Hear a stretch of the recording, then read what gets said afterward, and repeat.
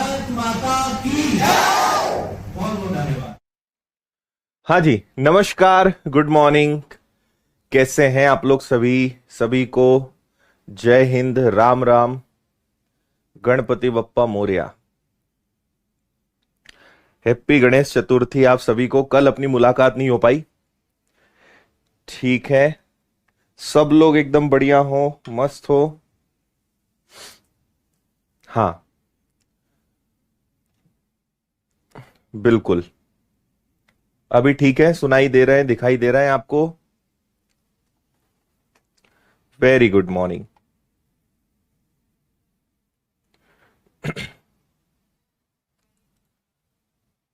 चलो, सब लोग बढ़िया।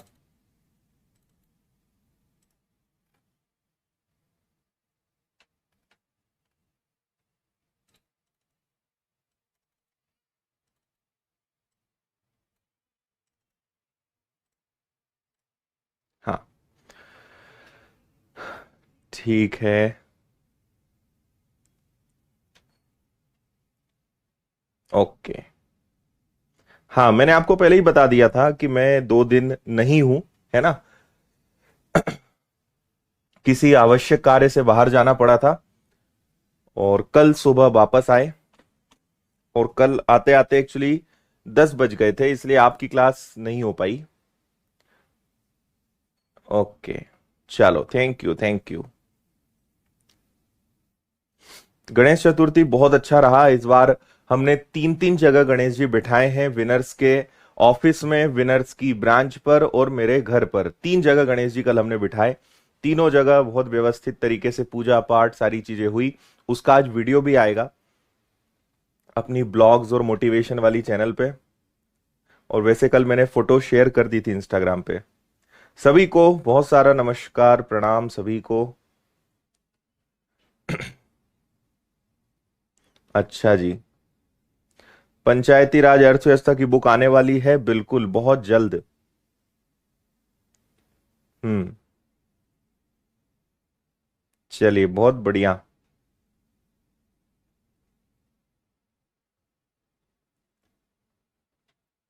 बिल्कुल, स्थापना हुई गणेश जी की।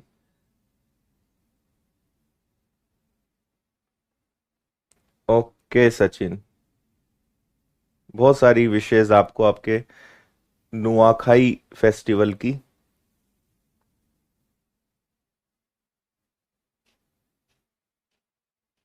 अच्छा दीदी।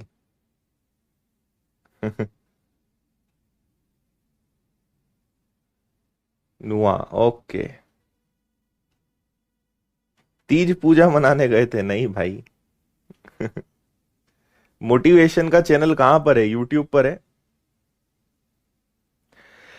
चलो, फिलहाल करते हैं शुरुआत। Question number 124। हमने प्रिज्म पर लास्ट अपनी गाड़ी रोकी थी, तो प्रिज्म के कुछ 2-4 सवाल बचे थे। पहले हम प्रिज्म के उन बचे हुए क्वेश्चंस को करेंगे and after that will move ahead for the frustum यानी छिन्नक। इस पे चलेंगे। ओके, ठीक है। मैथ्स की बुक कहां से खरीदनी है आपको? मेरी किताब मिल जाएगी अमेजॉन फ्लिपकार्ट से, कहीं से भी आप ले सकते हैं।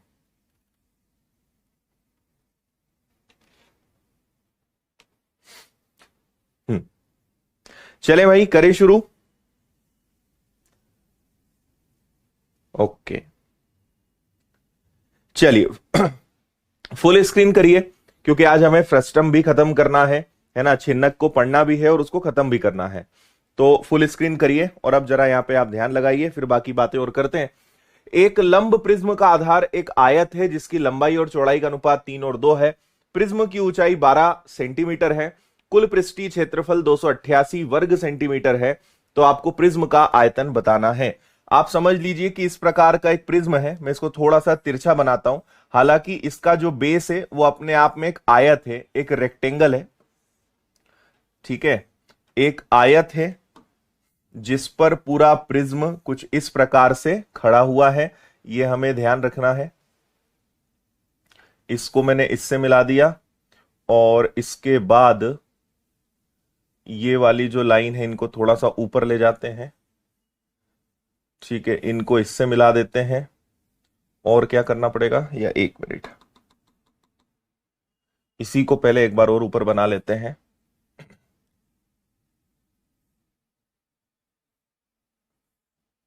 अब ठीक रहेगा शायद थोड़ा।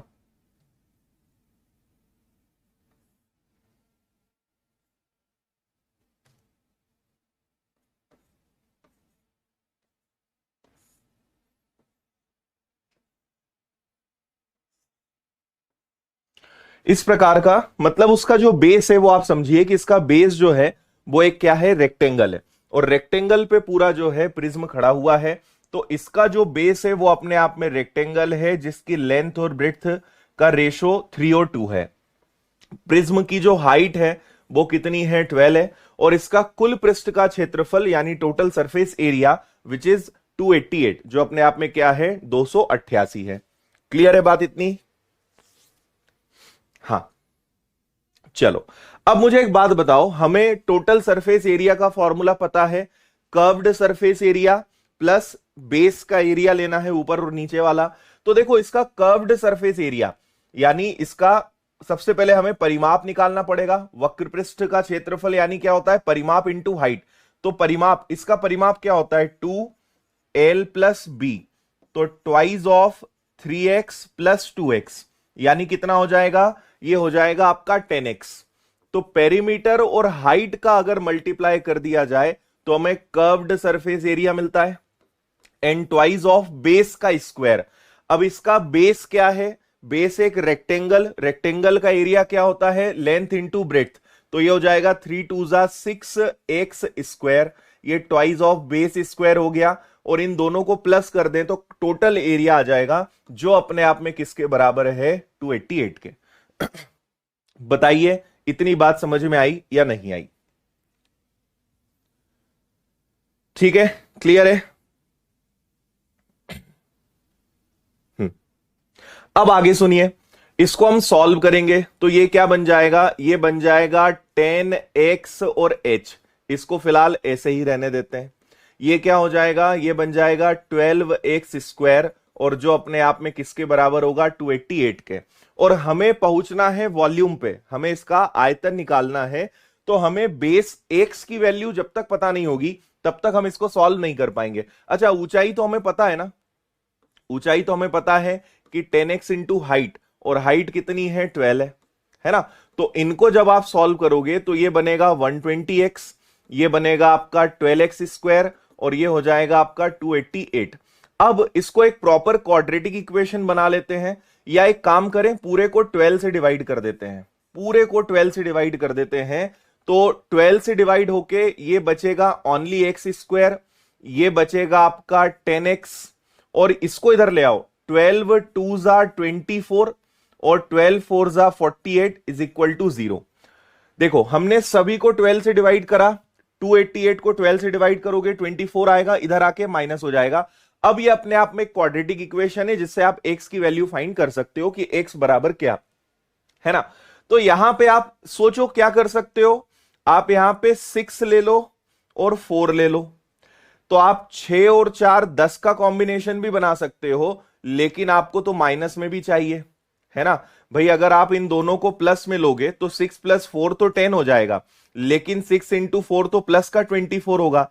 तो सोचो ऐसे क्या फैक्टर लिए जाएं कि प्लस का 10 भी सेटिस्फाई हो और 24 भी आ जाए। तो वो हो सकता है 12 और -2 से, क्योंकि 12 में से 2 जाएगा तो 10 बचेगा, और 12 का -2 से मल्टीप्लाई होगा तो 24। लेकिन आपको मैं पहले भी बता चुका हूं कि हम साइन चेंज करते हैं, है ना, इसको हम चेंज करते हैं। तो अगर मैंने इसको चेंज करा तो प्लस का 12 -12 बन जाएगा, माइनस का 2 प्लस का 2 बन जाएगा। तो x के ये दोनों फाइनल फैक्टर्स होंगे, लेकिन माइनस तो एक्सेप्टेबल होगा नहीं, यानी x की वैल्यू कितनी है, 2 है। और अगर x की वैल्यू 2 है तो एक्चुअल में लेंथ 6 है, और 2 इंटू 2 ब्रेड्थ कितनी है, 4 है। क्या अब आप वॉल्यूम निकाल सकते हो, आराम से निकाल सकते हो। कैसे निकालोगे वॉल्यूम, आपको पता है कि वॉल्यूम का फॉर्मूला होता है एरिया ऑफ बेस, आधार का क्षेत्रफल इंटू हाइट, है ना, इंटू हाइट।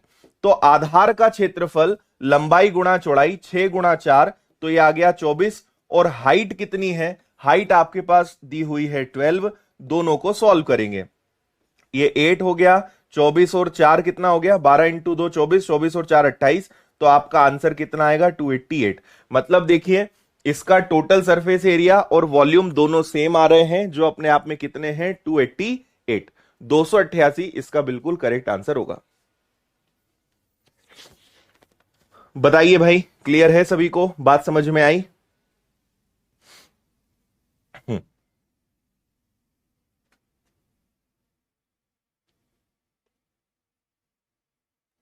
क्लियर है? Curved surface area plus twice of base का स्क्वायर इज इक्वल टू आपको मिल जाएगा टोटल सरफेस एरिया। हमने लास्ट क्लास में इसको सीखा था कि ये कैसे आता है ना। अगर आपने वो क्लास अटेंड नहीं करी है तो आपको उसको देखना चाहिए। अगर आप में से कोई भी नया है तो यहां से आप शुरू मत करिए, किसी भी चैप्टर को सबसे पहले रेशो परसेंटेज पढ़ो, या फिर आप किसी भी चैप्टर की क्लास नंबर 1 से शुरू करो, तब आपको वो चैप्टर समझ में आएगा।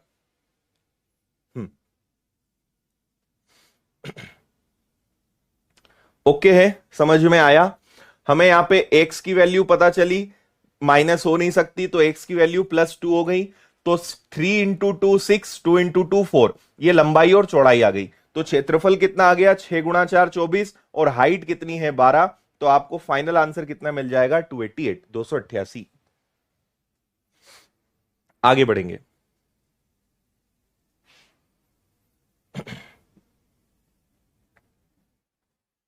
ओके,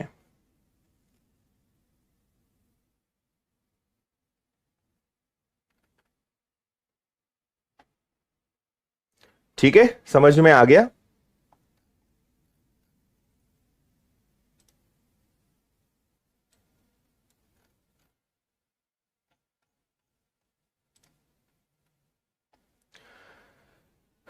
चलो, इसका आंसर बताओगे कि आप लोग ही खुद? क्या करेंगे इसमें, बोलो जल्दी से।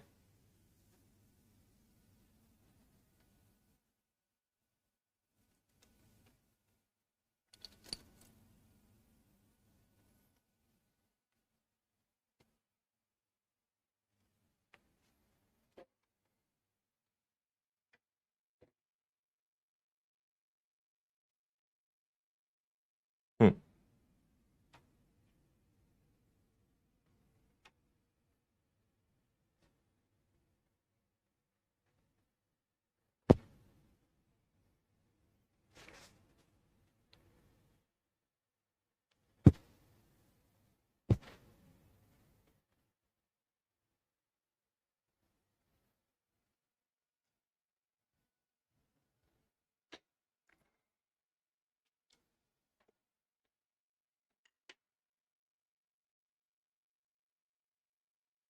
ओके,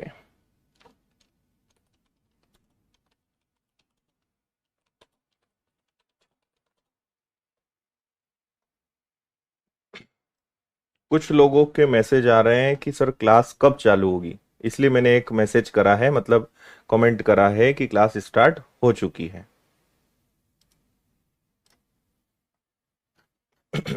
हाँ जी, 96 आंसर आ गया है कुछ लोगों का, वेरी गुड। किसी मशीन के प्रिज्म आकार के भाग की ऊंचाई 8 है, उसका तल एक समद्विबाहु त्रिभुज है जिसकी एक बराबर वाली भुजा 5 सेंटीमीटर की और शेष 6 सेंटीमीटर की है। उस भाग का आयतन बताइए, यानी वॉल्यूम आपको बताना है। आपको पता है कि यहां पे बोला है आइसोसेलिस ट्राइंगल, जिसको समद्विबाहु त्रिभुज बोलते हैं। ऐसा त्रिभुज जिसकी दो भुजाएं कैसी होती हैं, बराबर होती हैं। इस पे आपका पूरा त्रिभुज जो है खड़ा हुआ है ना। और इन्होंने क्या कहा है कि एक बराबर वाली भुजाएं, यानी जो इक्वल साइड्स हैं वो दोनों 5-5 की है, और तीसरी वाली साइड कितनी है, वो 6 है। तो आपसे बोला है इसका आयतन बताइए। अब आयतन आप तभी बता पाओगे जब आपको आयतन के लिए क्या करना है, वॉल्यूम के लिए क्या करना है, वॉल्यूम के लिए हमें निकालना है area of base into height, yes और नो। क्षेत्रफल मिल जाए हमें आधार का और हाइट से मल्टीप्लाई कर दें। तो अब इसका एरिया कैसे निकालोगे, तो आप इसको नॉर्मल आइसोसेलिस ट्राइंगल या फिर स्केलिन से कर सकते हो। आप चाहें तो एस निकाल लो। एस क्या आएगा, 5 5 10 और 6 16, 16 का हाफ कितना हो जाएगा 8। फिर आप कर दो 8, 8 माइनस 5 3, 8 माइनस 5 3 और 8 माइनस 6 2, इन सबको अंडर रूट में कर दो। अब देखो 8 का दुगना 16, 16 किसका स्क्वायर होता है 4 का, और 3 दो बार है तो एक बाहर निकलेगा, यानी इसका एरिया कितना आ गया 12, है ना।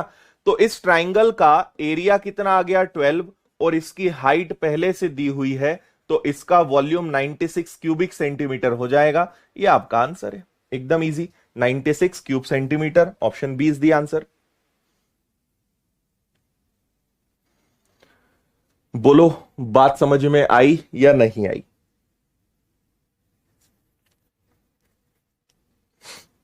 हमने हीरोज फॉर्मूला जो होता है ना, S minus S minus B S minus C, उससे इसको सॉल्व करा, तीनों को प्लस करके हाफ करा तो हमें एस की वैल्यू मिल गई। फिर S minus S minus B S minus C, तो आपने यहां पे देखा 12 आपका आंसर आ गया। सबका मल्टीप्लाई भी कर दोगे तो 144 आएगा, जो 12 का स्क्वायर है। ठीक है, चलो आगे बढ़े, नेक्स्ट देखते हैं क्वेश्चन नंबर 126। इसको पढ़िए।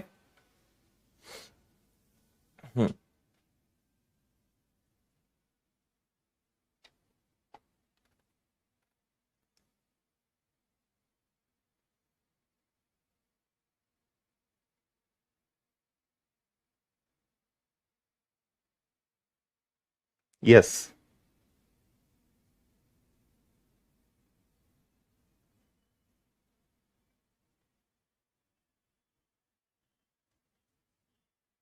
हाँ जी। देखो कितने चैप्टर हुए हैं क्या है, आप माय कोर्सेज के अंदर जाइए, मैथ्स का फोल्डर दिखेगा, उसमें आपको सब दिख जाएगा कितने चैप्टर्स हो चुके हैं। और जो भी लाइव क्लास होती है वो आपको रिकॉर्डेड मिलती है ना। तो आप लाइव नहीं देख पाए तो रिकॉर्डेड कभी भी देख सकते हो, कितनी बार देख सकते हो। हम्म,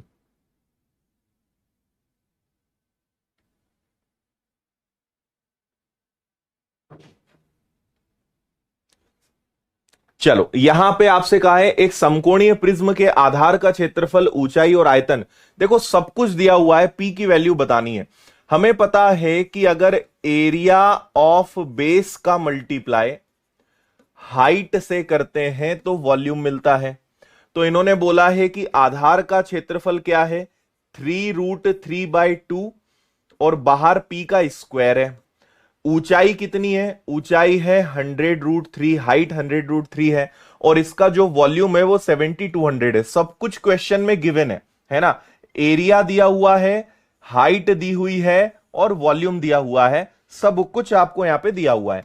तो आपके 2 जीरो से 2 जीरो चले जाएंगे, है ना। ये ऑलरेडी 3 है, √3 क्या बन जाएगा, 3/2 इज इक्वल टू, इंटू में पी का स्क्वायर बराबर में 72।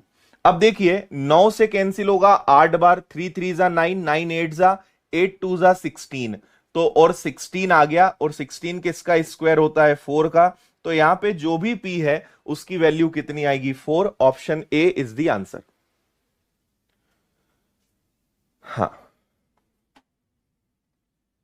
आई बात समझ में? यस,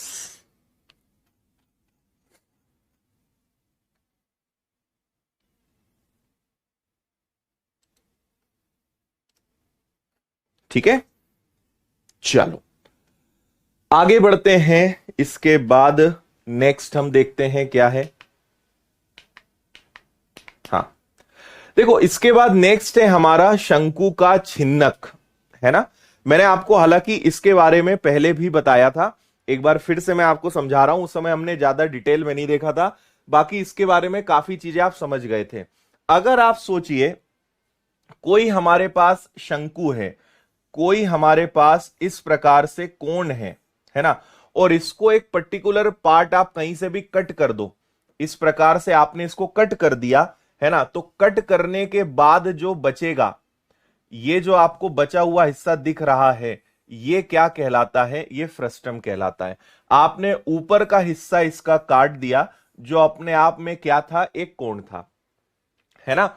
ये एक कंप्लीट कोण था, आपने इसको कट मारा, तो ये जो नीचे का हिस्सा होता है इसको हम बोलते हैं फ्रस्टम, जिसको हिंदी में क्या बोलते हैं, हिंदी में इसको बोलते हैं छिन्नक, है ना। या आप इसको क्या बोल सकते हो, इसको आप बाल्टी बकेट भी बोल सकते हो, बाल्टी वाले क्वेश्चन भी आ सकते हैं। और ऊपर ये जो है ये अपने आप में एक शंकु, छोटा शंकु या एक स्मॉल कोण वाला पार्ट जो है निकल जाएगा। क्लियर है?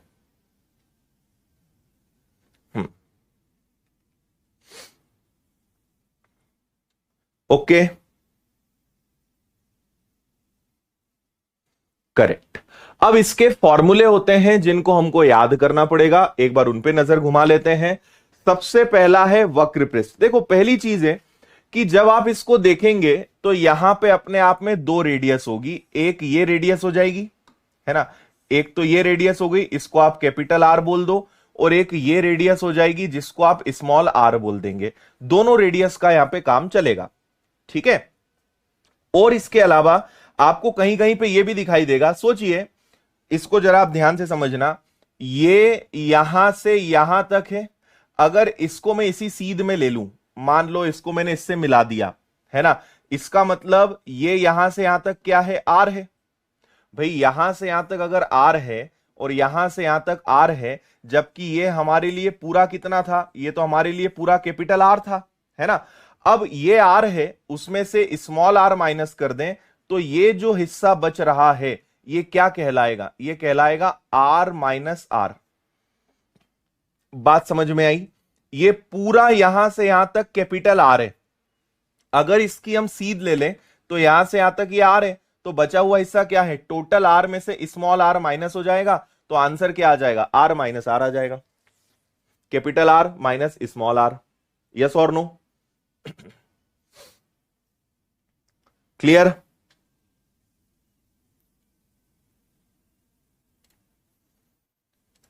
हाँ,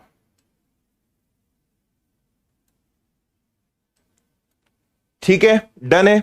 अब देखिए आगे, एक बार जरा फॉर्मूले पे नजर घुमाइए। वक्र पृष्ठ का क्षेत्रफल लेटरल सरफेस एरिया, यानी जो इसका वक्र पृष्ठ आप समझते हैं, है ना, तो इसका फॉर्मूला, भाई कोण का फॉर्मूला क्या होता है, पाई आर एल, पर इसमें दो दो रेडियस इन्वॉल्व हैं, तो पाई आर आर एल, मतलब small are capital R L, ये बड़ा आसान है। संपूर्ण पृष्ठ क्या हो जाएगा, अब आप अगर यहां पे ध्यान से देखेंगे तो भाई आपने कर्व्ड निकाल लिया, ऊपर वाला सर्कल और नीचे वाला सर्कल ये दोनों जुड़ेंगे ना, है ना, ये दोनों जुड़ेंगे, तो इसका एरिया क्या हो जाएगा, पाई आर स्क्वायर, इसका एरिया क्या हो जाएगा, पाई कैपिटल आर स्क्वायर, दोनों में पाई कॉमन निकलेगा तो क्या बच जाएगा, R square plus are square, है ना।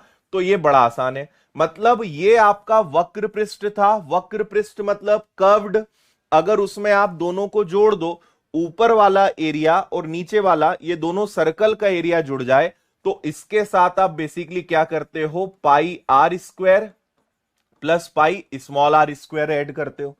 इसको ऐड करने से आपको टोटल सरफेस एरिया मिल जाएगा, यहां पे पाई कॉमन निकल जाएगा, तो ये बचेगा R square plus small are square.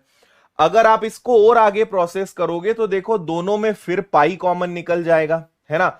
यहां पे आप चाहें तो एल का मल्टीप्लाई कर दो, या आर और एल, इसको आप ऐसे के ऐसे ही रहने, तो देखो ये यहां पर है, तो एक आर स्क्वायर हो गया, एक आर स्क्वायर ये हो गया, और ये पूरा उठ के यहां बन गया।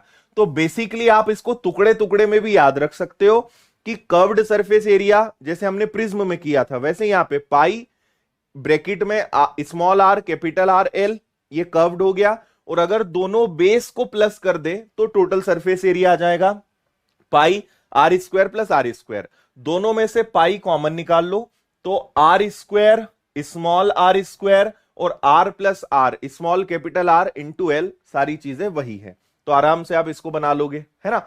इसके बाद हमारा क्या आता है, इसके बाद आता है आपका वॉल्यूम।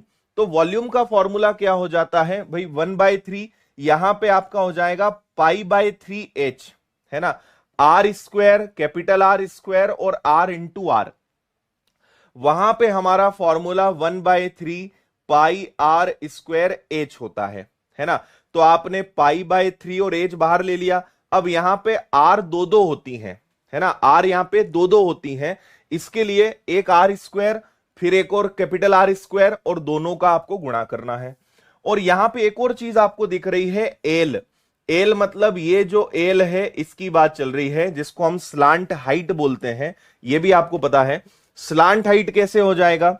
अगर आपको इसकी लेंथ निकालनी है तो मैं आपको बताता हूं। देखो, इसको अगर इससे मिला दिया जाए, ठीक है, मान लीजिए इसको आपने इससे मिला दिया, और आपको पता है, मैंने अभी बताया था, देखो ये तो अपने आप में क्या है, हाइट है। अगर ये हाइट है तो ये भी हाइट होगी। और फिर मैंने कहा था कि ये स्मॉल आर है और ये पूरा कैपिटल आर है, तो ये वाला क्षेत्र क्या होगा? अब भी समझाया था, देखो ये वाला क्षेत्र क्या होगा, ये होगा आर माइनस आर। तो आप एक प्रकार से यहां पे समकोण त्रिभुज में पाइथागोरस प्रमेय लगा रहे हो, राइट एंगल ट्राइंगल में पाइथागोरस थ्योरम का ही प्रयोग कर रहे हो। तो आर माइनस आर का स्क्वायर प्लस एच का square is equal to L का स्क्वायर, और ये स्क्वायर हटेगा तो सामने वाले पे स्क्वायर रूट लगेगा। सो दिस इज हाउ आप एल की वैल्यू फाइंड कर सकते हो। बोलो, समझ में आया?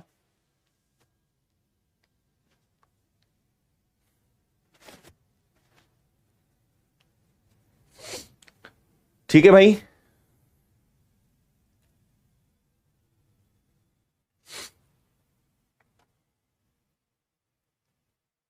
हाँ,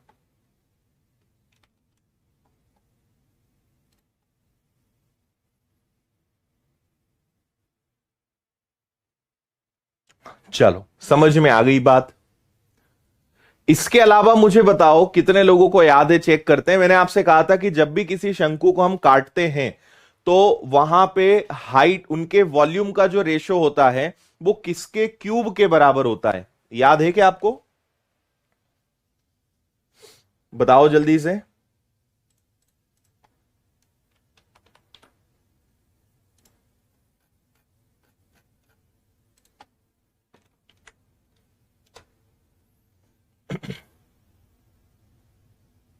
हाँ,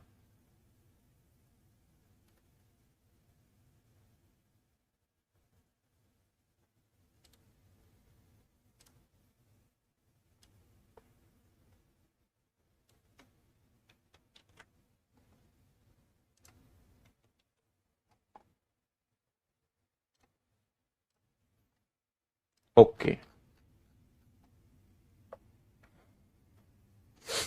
वेरी गुड। हाइट के इक्वल होता है, याद है आपको? चलो मैं आपको थोड़ा सा यहां पे कंसेप्ट समझाता हूं, है ना। कंसेप्ट समझना, और कंसेप्ट कहां से बना वो भी मैं आपको बताऊंगा, फिर हम प्रश्नों की तरफ ही चलेंगे। कंसेप्ट क्या होता है? कंसेप्ट क्या है? यहां पे एक कोण बनाते हैं,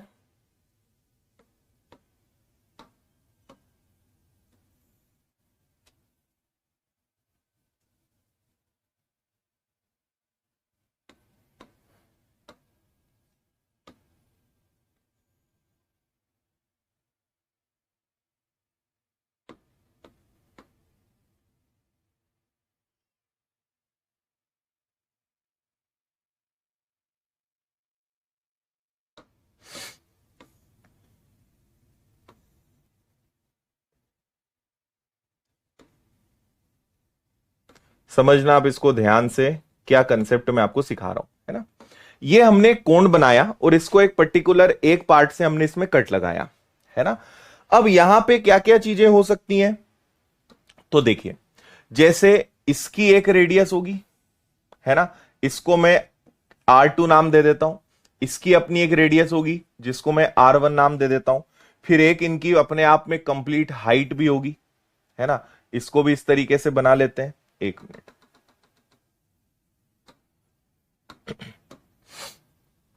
हाइट ले लेते हैं यहां तक, ये एक हाइट हो गई, है ना। इसको इससे मिला दिया, इसको इससे मिला दिया।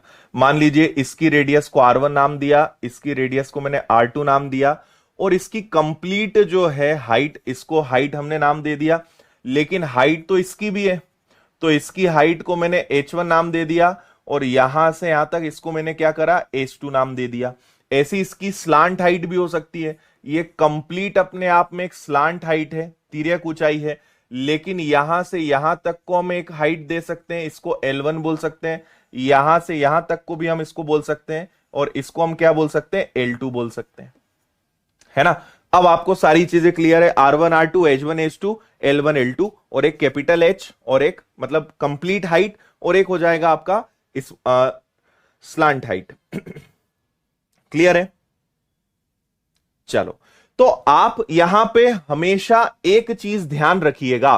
क्या ध्यान रखना है आपको, देखो इसका अपने आप में एक वॉल्यूम होगा, इसका अपने आप में एक वॉल्यूम होगा, तो इसके वॉल्यूम को मैंने V1 नाम दिया, और इसका भी अपने आप में एक वॉल्यूम होगा, इसको मैंने V2 नाम दिया। इनका अपने आप में एक वॉल्यूम होगा। तो यहां पे हम इसको दो तरीके से हमारी रिक्वायरमेंट के हिसाब से यूज कर सकते हैं। पहला, कंप्लीट कोण का जो वॉल्यूम होगा, और ये जो आपका इसका पार्ट का वॉल्यूम होगा, इनका रेशो भी बना सकते हो, या आप इन दोनों पार्ट का भी अलग अलग रेशो बना सकते हो। दोनों केस में आप कंसेप्ट यूज कर सकते हो, है ना। तो जैसे अगर मैं आपसे कहूं कि केवल इस स्मॉल वॉल्यूम, स्मॉल कोण का वॉल्यूम, एक आपके पास स्मॉल कोण है, वॉल्यूम ऑफ स्मॉल कोण, और वॉल्यूम ऑफ बिग कोण, जो एक्चुअल में कोण है, दोनों के वॉल्यूम का आयतन का अनुपात क्या होगा। तो स्मॉल कोण की हाइट क्या है, उसको हमने नाम दिया है H1 का क्यूब, और जो बड़ा वाला फुल वॉल्यूम है उसका हमने क्या हाइट दिया है, तो वो है केवल H। तो ये है ना, ये चीज आप ध्यान रखिएगा कि जो बड़ा कोण होगा, बड़ा शंकु होगा और छोटा शंकु होगा, इनके वॉल्यूम का रेशो इनकी हाइट के रेशो के बराबर होगा। ठीक है, बात समझ आ रही है। हाँ, क्यूब का होगा, है ना, घन होगा, वर्ग नहीं। कुछ लोग कमेंट में वर्ग लिख रहे हैं, वर्ग नहीं, क्यूब लेना पड़ेगा, उनकी हाइट के क्यूब के रेशो के बराबर होगा। और दूसरा आता है कर्व्ड सरफेस एरिया, है ना, कर्व्ड सरफेस एरिया, वक्र पृष्ठ का क्षेत्रफल। तो curved surface area of small कोण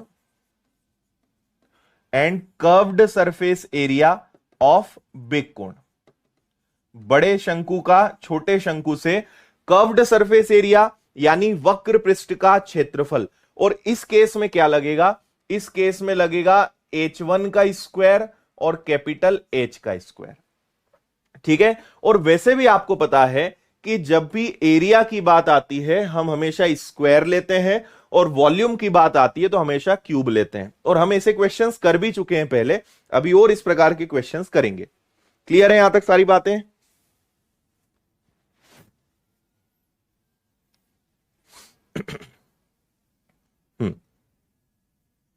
आ गया याद, वेरी गुड।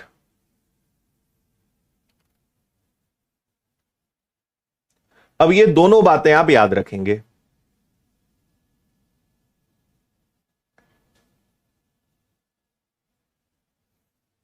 और हम यहां पे इनको ऐसे भी कर सकते हैं, इनका रेशो भी सेम होगा, मतलब H1 का क्यूब और H2 का क्यूब भी हो सकता है, मतलब इनके वॉल्यूम का रेशो भी सेम हो सकता है ना भाई। ये कोण और फ्रस्टम है, ये कोण का हाइट है, और H2 क्या है, फ्रस्टम छिन्नक की हाइट है, इनका रेशो भी हो सकता है। या फिर हम इस छोटे से कोण का रेशो इस पूरे बड़े कोण से भी इक्वल कर सकते हैं, ये दोनों केस चल सकते हैं। H1 H2 के क्यूब का रेशो भी चल सकता है, और H1 का कंप्लीट H से भी चल सकता है। ये दोनों केस चला सकते हैं हम, दोनों का अपना अपना यो रोल है, दोनों आप यूज कर सकते हो। आ गया समझ में। चलो, अब आप समझे इसके पीछे रोल क्या है, किस बात का खेल यहां पे चल रहा है, बस वो समझ लेते हैं जल्दी से, फिर क्वेश्चंस पे चलेंगे हम।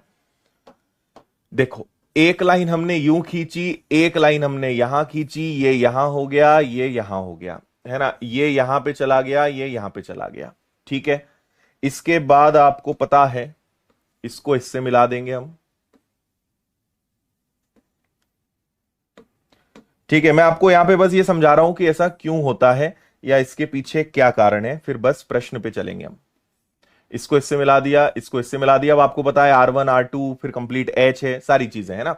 इसको H1 H2 R1 R2, ठीक है, और L1 और L2।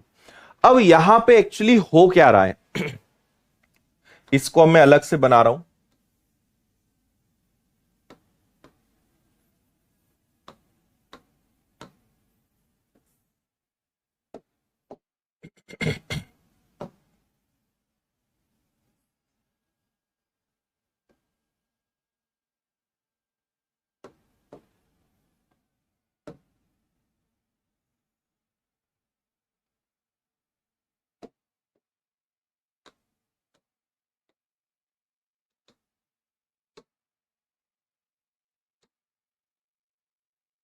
देखो, अगर आप थोड़ा यहां पे ध्यान देते हो तो ये अपने आप में दो राइट एंगल ट्राइंगल है।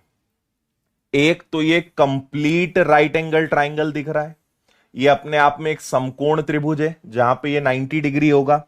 और दूसरा, ये भी अपने आप में एक राइट एंगल ट्राइंगल है, ये भी अपने आप में क्या है, एक राइट एंगल ट्राइंगल है, ये भी समकोण त्रिभुज है ना। अब क्या होगा कि ये जो बड़ा वाला राइट एंगल ट्राइंगल है ये इस छोटे वाले राइट एंगल ट्राइंगल के सिमिलर होगा, है ना। ये दोनों ट्राइंगल्स क्या होते हैं, एक दूसरे के सिमिलर होते हैं। क्यों? क्योंकि एक तो दोनों में 90 डिग्री होता है ना। फिर ये दोनों भुजाएं अपने आप में एक दूसरे के पैरेलल होती है, समानांतर होती है, और जहां समानांतर आया आप उनको प्रूव कर सकते हो। और इसी प्रकार ये वाला जो एंगल है और ये वाला जो एंगल है ये भी इक्वल हो जाएगा। तो दो एंगल्स बराबर हो जाते हैं और एक एक लाइन उनकी पैरेलल है, तो अपने आप में सारी चीजें प्रूव हो जाती है। और अगर दो एंगल्स इक्वल है तो तीसरा वाला एंगल इक्वल होगा। तो ये दोनों क्या होते हैं, ये इसकी बात कर रहा हूं मैं, एक तो ये कंप्लीट ट्राइंगल, ठीक है, और एक ये छोटा वाला ट्राइंगल। ये दोनों ट्राइंगल एक दूसरे के क्या होते हैं, सिमिलर होते हैं, समरूप होते हैं। तो ये दोनों त्रिभुज एक दूसरे के समरूप हैं, दोनों एक दूसरे के सिमिलर हैं। तो अगर दोनों एक दूसरे के समरूप हैं तो इनकी हर चीज एक दूसरे के साथ समान अनुपात में होंगी। तो इसका मतलब कि इसकी जो हाइट है वो इसकी हाइट के रेशो के बराबर होगी, इसकी जो रेडियस है वो इसकी रेडियस के बराबर होगी, और इसकी जो स्लांट हाइट है वो इसकी स्लांट हाइट के रेशो के बराबर होगी। तो ये कनेक्शन होता है। अगर दो त्रिभुज बराबर हैं तो उनकी भुजाएं, उनकी साइड्स समान अनुपात में होती है। क्या बात समझ में आ रही है?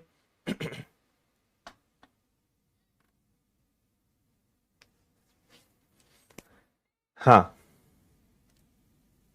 ओके। तो इसी से हम क्या कंक्लूजन निकाल सकते हैं, अगर मुझे इनके वॉल्यूम का रेशो चाहिए तो आप समझना, वॉल्यूम का रेशो H1 अपॉन H2 के क्यूब के बराबर हो सकता है, वॉल्यूम का अनुपात R1 और R2 के क्यूब के भी बराबर हो सकता है, और वॉल्यूम का रेशो L1 और L2 के क्यूब के भी बराबर हो सकता है, ठीक है।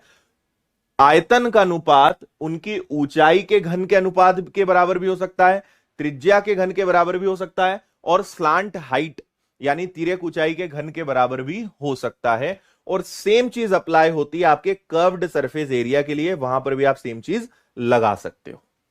बात समझ में आई या नहीं आई? और इसके पीछे कारण बड़ा सिंपल सा होता है, ये कहां से आया मैं आपको वो भी समझाता हूं, है ना। भाई आप सोचिए, एक बड़ा शंकु ले लीजिए, बड़ा आप यहां पे कोण ले लीजिए, तो उसका वॉल्यूम क्या होगा, 1/3 पाई, ठीक है। बड़े वाले की यहां पे आ जाएगी R² और H, ठीक है। फिर हम अगर नीचे चलें तो 1/3 पाई R1² और H1, ठीक है, ऐसे समझ लो। अब आप सोचिए, R1 की जगह, है ना, हम यहां पे क्या कर सकते हैं, यहां H1 और H2 इसको हम कंप्लीट नाम दे देते हैं फिलहाल H2 समझने के लिए। इसको H2 ना हटा के मैं कंप्लीट कोण को H2 नाम दे रहा हूं, प्रूफ करने के लिए आपको समझा रहा हूं, इसको थोड़ी देर के लिए भूल जाऊं, है ना। तो मैं कंप्लीट यहां पे H2 नाम दे रहा हूं, ऐसे भी हम इसको प्रूव कर सकते हैं ठीक है। इसको आप थोड़ी देर के लिए हटा दो। चलो, अब आप देखिए कि R1 की जगह H1 रखा जा सकता है, R2 की जगह H2 रखा जा सकता है, या उल्टा H1 की जगह R1 और H2 की जगह R2, किसी को भी हम रख सकते हैं। तो देखो R2 की जगह क्या रख सकते हो, आप रख सकते हो, सॉरी H2 की जगह आप क्या रख सकते हो, R2, तो ये R2 आ गया। इसी प्रकार R1 की जगह क्या H1, या H1 की जगह R1, तो आप यहां पे R1 रख सकते हो, है ना। अब 1/3 पाई 1/3 पाई चला जाएगा, तो यहां क्या हो जाएगा, R2 का क्यूब और R1 का क्यूब, ठीक है। तो इसीलिए आप R को H से रिप्लेस कर सकते हो, H को R से कर सकते हो, दोनों की जगह L रख सकते हो, तो आप किसी से भी प्रूव कर सकते हो, अल्टीमेटली वहां पे क्यूब ही आएगा। तो वॉल्यूम का रेशो इनमें से किसी के भी क्यूब के बराबर होगा, या कर्व्ड सरफेस एरिया इनमें से किसी के भी स्क्वायर के बराबर होगा। ये यहां पे प्रूव हो गया। और प्रूव होने का रीजन क्या है, सिमिलरिटी यानी समरूपता। बताओ बात समझ में आ गई।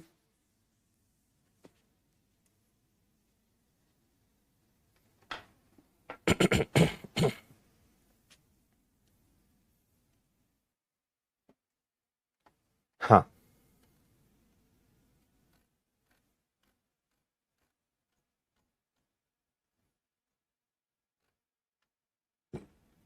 चलें भाई आगे। चलिए अब आते हैं इनके प्रश्नों पर। क्वेश्चन नंबर 127 पढ़िए।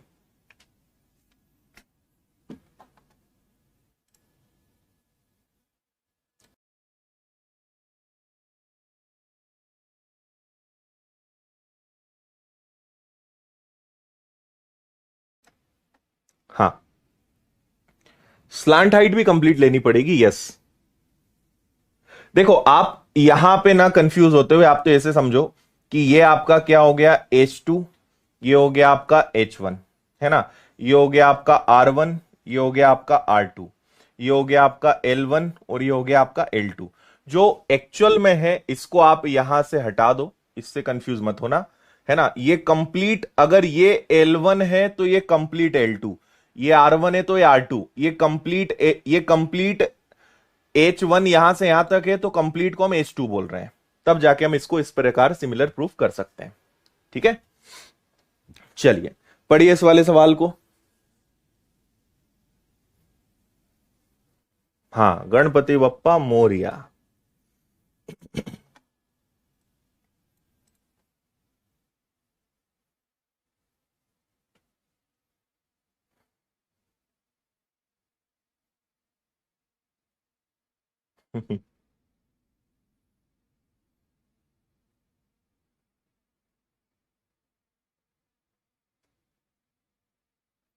चलो समझे। देखो बाल्टी, बाल्टी मतलब क्या हो गया आपका फ्रस्टम, है ना, उसकी हाइट दी हुई है, ओके। बाल्टी ऐसी हो जाएगी आपकी, है ना। इसकी आपको एक रेडियस 7 दी हुई है, एक रेडियस 28 दी हुई है, ओके। और इसकी हाइट कितनी दी हुई है, इसकी हाइट 45 दी हुई है। इसका वॉल्यूम बताना है, तो वॉल्यूम क्या होता है 1/3 पाई आर स्क्वायर एच, तो आर और एच ले लो, फिर एक कैपिटल आर, एक स्मॉल आर और एक आर इंटू आर, तब जाके इसका वॉल्यूम पता चलेगा। तो ये हो गया आपका 1/3 पाई का मतलब 22/7, हाइट का मतलब 45, आर स्क्वायर तो एक हो गया 28 का स्क्वायर 784, फिर 7 का स्क्वायर 49, और दोनों का मल्टीप्लाई करोगे 28 और 7 का मल्टीप्लाई करोगे तो 7 इंटू 8 6 कैरी 5, 14 और 5 यानी 196, ये आपका 196 आ गया, है ना। अब आप क्या कर सकते हो इसके बाद, तो यहां पे 3 से इसको उड़ा दो, तो ये आ जाएगा 22 इंटू 15 डिवाइडेड बाय 7, और इन सबको प्लस कर दो। तो इनको अगर आप प्लस कर दोगे तो क्या हो जाएगा 6 4 10 और 9 19 का 9 कैरी 1, है ना। फिर 9 और 1 10, 10 और 8 18, 18 4 22 का 2, फिर से कैरी 2, 7 और 1 8 और 2 हो गया आपका कितना 10, 1029। अब चेक करो कि क्या ये 7 से कैंसिल हो सकता है, तो 7 से एक बार बचा, 3 और 2 7 चौक 28 और 7 इंटू 7 49, तो ये आपका 147 बार कैंसिल हो गया 7 से, है ना, 7 से उड़ गया। 22 और 15 का गुणा करोगे तो 30 का 0 और ये आ गया 330। अब इन दोनों का हमें मल्टीप्लाई करना है, यानी लास्ट में 0 आना कंफर्म है। 7 का 3 गुना 21, यानी लास्ट में 1 आना कंफर्म है। तो आखिरी में 10 आ रहा है, लेकिन 10 भी दो दो ऑप्शंस में आ रहा है। ठीक है, तो आपको अब पूरा पूरा मल्टीप्लाई करना ही पड़ेगा, उसके अलावा कोई ऑप्शन है नहीं। आया यहां तक? 48510 आ रहा है। ठीक है, पूरा पूरा अगर आप मल्टीप्लाई कर लोगे तो 48510 आ जाएगा। आगे तो आप कर ही लोगे, है ना। पूरा पूरा मल्टीप्लाई करना, या 33 का मल्टीप्लाई कर देना। 48510 क्यूबिक सेंटीमीटर, ये आपका आंसर आ जाएगा। कुल मिला के बस वैल्यू पुटिंग था और कुछ नहीं था। बताओ, ठीक है बात?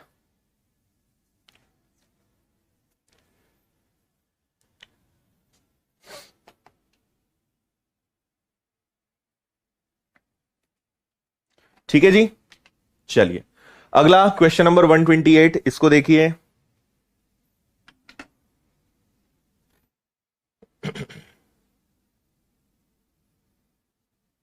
एकदम सेम क्वेश्चन।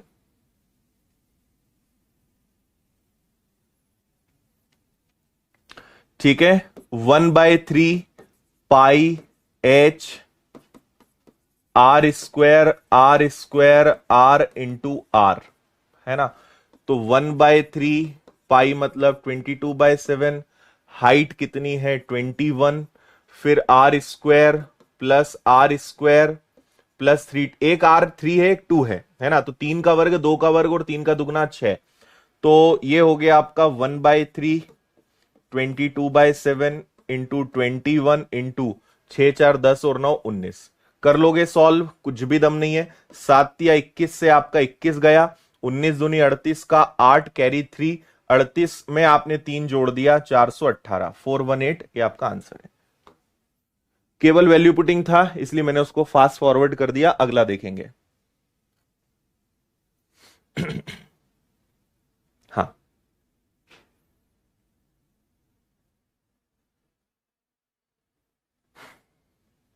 ठीक है।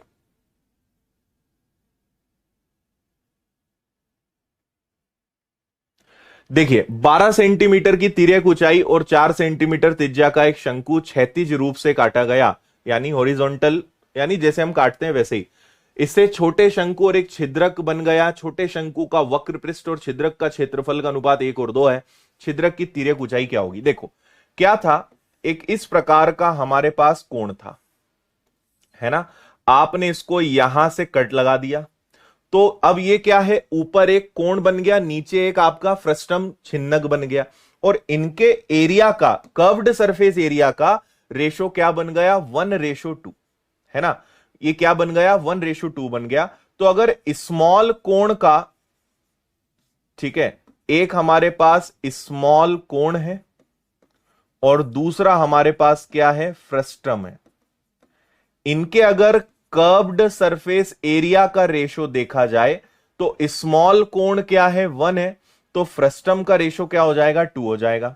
लेकिन अगर मैं आपसे कहूं कि स्मॉल कोण का बिग कोण से रेशो बताओ, तो क्या वो 1:3 होगा? भाई पूरे कोण का, पूरे शंकु का एरिया क्या हो जाएगा? 1 + 2 3। उसके कंपैरिजन में इसका रेशो क्या होगा? उसका रेशो आपका 1 होगा। तो हमने यहां पे क्या कहा कि स्मॉल कोण और बिग कोण का कर्व्ड सरफेस एरिया का रेशो क्या आ गया? 1 और 3। इतनी बात शायद सभी को समझ में आई होगी। क्लियर है बात? हाँ,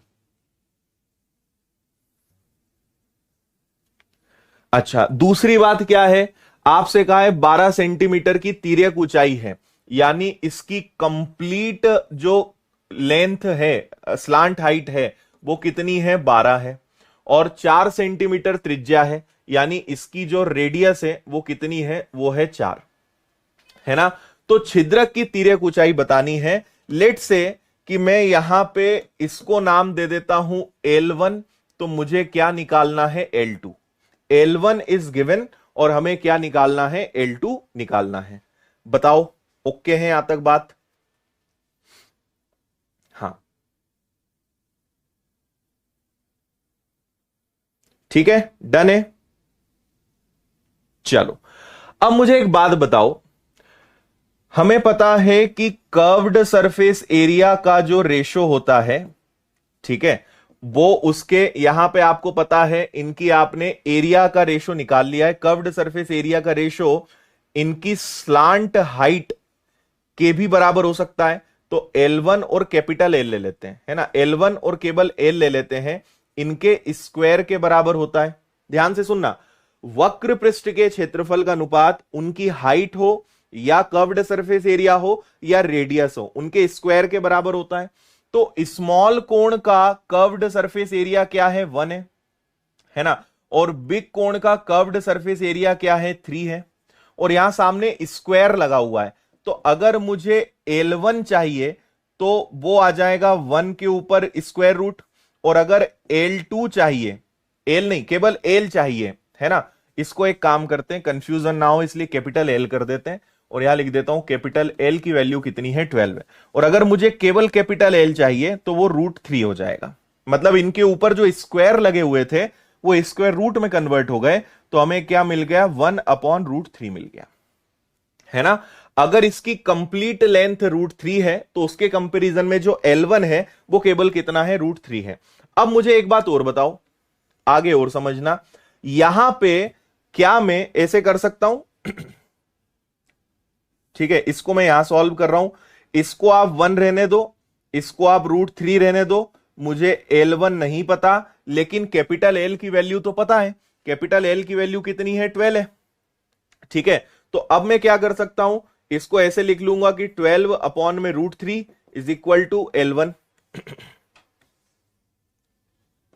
ठीक है, 12 upon √3 is equal to L1। अच्छा, क्या इस 12 को √4 और √3 लिखा जा सकता है, इस 12 को, सॉरी, एक मिनट, इसका आप ऐसा करो, रेशनलाइजेशन करो, है ना, मैं एक काम करता हूं, ऊपर से करते हुए लाता हूं तो ज्यादा सही रहेगा, इसको यहां लेके चलते हैं ऊपर, है ना। तो ये हो जाएगा 12 upon √3 is equal to L1। फिर हम क्या करेंगे, 12 अपॉन √3 और रेशनलाइजेशन करो, परिमयीकरण करो, तो √3 बराबर में क्या हो जाएगा, L1। ऊपर हो गया आपका 12 √3 और नीचे √3 कितना हो गया, 3 इज इक्वल टू L1। तो 3 से कैंसिल हुआ, तो फाइनली पता चल गया 4 √3 is equal to L1। L1 आया है, L2 नहीं आया है। आपसे L2 पूछा है, इस छिन्नक का आपको स्लांट हाइट पूछा है, छिन्नक की तिर्यक ऊंचाई पूछी है, तो आपको L1 पता चल गया। अब अगर मुझे बताओ कि कैपिटल L में से अगर L1 हटा दें तो क्या L2 मिल जाएगा, कैपिटल L में से L1 हटा दें तो L2 मिल जाएगा। तो कैपिटल L कितना है, 12, और L1 कितना है, 4 √3, तो यही आपका L2 है। और शायद देखो ऑप्शन इसी प्रकार के, 12 minus 4 √3, 12 minus 4 √3, answer is D. आया,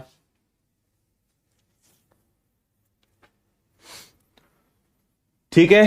curved surface area of small cone, curved surface area of big cone is equal to उनकी स्लांट हाइट के स्क्वायर का रेशो। तो स्मॉल कोण का कर्व्ड सरफेस एरिया 1 था, बड़े कोण का 3 था, स्मॉल कोण की स्लांट हाइट L1 थी और कंप्लीट कोण की स्लांट हाइट L थी। स्क्वायर हटाया, स्क्वायर रूट लगा, L की वैल्यू 12 पता थी हमें, है ना, L की वैल्यू कितनी थी, 12 थी, उसको यहां पे रख के सॉल्व करा और हमें यहां पे आंसर मिल गया। आगे तो आपको क्लियर है भाई, कंप्लीट L में से L1 हटाएंगे तो L2 मिल जाएगा, बस इस कंसेप्ट का हमने यूज किया।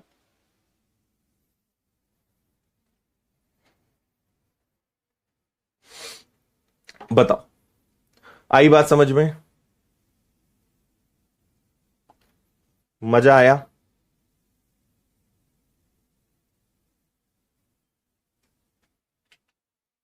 चलिए अगला देखिए, क्वेश्चन नंबर 130।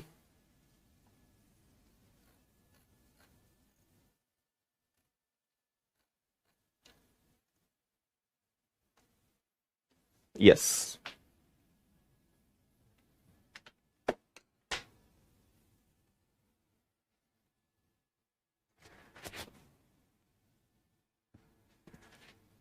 पढ़ो भाई ध्यान से।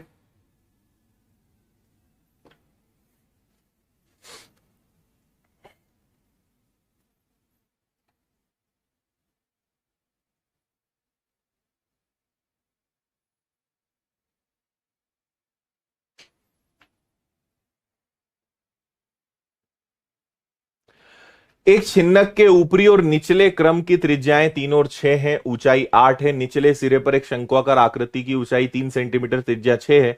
ठोस आकृति का, तो ठोस आकृति का आयतन ज्ञात करें। Amount of material in the solid is.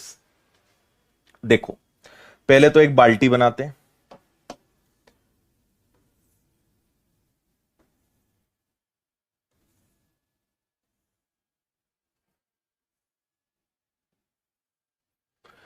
ये हमारे पास एक छिन्नक के ऊपरी और निचले की त्रिज्या है ना। नीचे की रेडियस कितनी है, तो नीचे की रेडियस आपको दी हुई है 6। ऊपर की रेडियस कितनी है, ऊपर की रेडियस है 3। ओके, और इसकी हाइट कितनी है, तो इसकी हाइट है 8। ये भी इन्होंने बोल दिया है ना।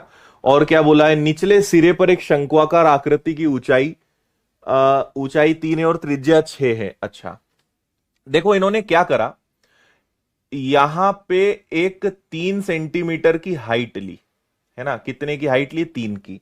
लेकिन इसका जो बेस है वो सेम है, इसका जो बेस है वो सेम है, यानी इस पर हमने, मतलब आप समझिए कि फ्रस्टम के अंदर, छिन्नक के अंदर एक शंकु बनाया जिसका बेस सेम है। बेस यही है, इसी पे एक शंकु खड़ा कर दिया जिसकी रेडियस कितनी है, उसकी रेडियस उन्होंने क्लियर बोली है कि इसकी रेडियस कितनी है, इसकी रेडियस 6 है। लेकिन इसकी हाइट कितनी है, इसकी हाइट 3 है ना। तो आपसे बोला है कि ठोस आकृति का आयतन ज्ञात कीजिए। कुल मिला के जो रिमेनिंग पार्ट है उसका आपको वॉल्यूम पता लगाना है, यानी जो आपका शेडेड पार्ट है, ये जो आपका शेडेड पार्ट होगा ना, इसका वॉल्यूम हमें पता लगाना है।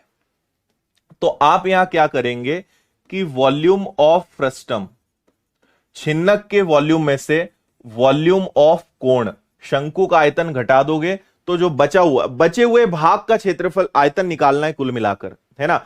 एक बाल्टी है, उसके अंदर उसी बेस पर आपने एक शंकु खड़ा कर दिया, उसका आयतन आपको बताना है। बात समझ में आई? हाँ ठीक है भाई।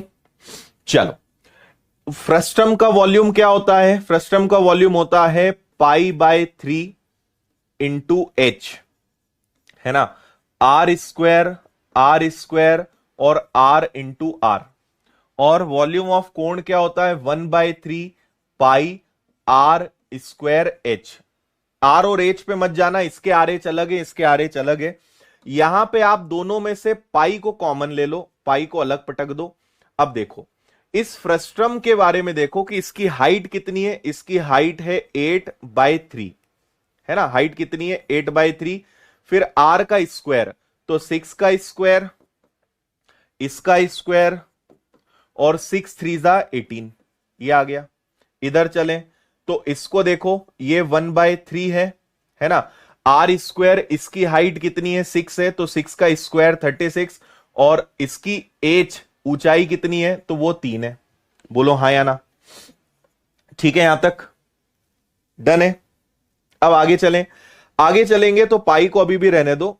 अब देखो ये हो गया आपका 8/3 इंटू, इन सबको जोड़ दो तो 18, और 36 को अगर आप जोड़ोगे तो 54, और उसमें 9 जोड़ेगा तो ये बनेगा आपका 63।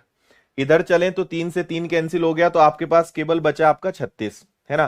3 से अगर इसको उड़ा देंगे तो ये 21 हो जाएगा। 21 का 8 गुना, तो ये आ जाएगा आपका 168 माइनस 36, है ना। और इसमें से 8 में से 6 गया तो 2 बचा, और 16 में से 3 गया तो आपका 13 बचा, और पाई 132 पाई, ये आपका आंसर आना चाहिए। 132 पाई, ऑप्शन बी, 132 पाई। आया समझ में? Volume of frustum, volume of कोण, ये फ्रस्टम का वॉल्यूम हो गया, ये कोण का वॉल्यूम हो गया, और बाकी मैंने सिर्फ वैल्यू पुटिंग करी। पाई कॉमन ले लिया, पाई आखिरी तक कॉमन है क्योंकि आंसर पाई में था। 168 में से इसको सॉल्व करा, 168, 36 गया, 132 पाई, ये आपका आंसर है। ओके भाई।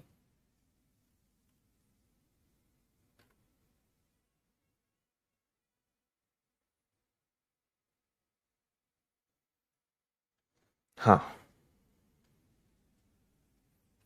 हाइट 8/3 कैसे आया? ये h 8 है और 3 3 है, पाई तो गया ना बाहर, पाई तो दोनों से कॉमन निकल गया, तो h/3 हाइट कितनी है? 8 है फ्रस्टम की, और नीचे 3 था इसलिए 3 लिखा हमने।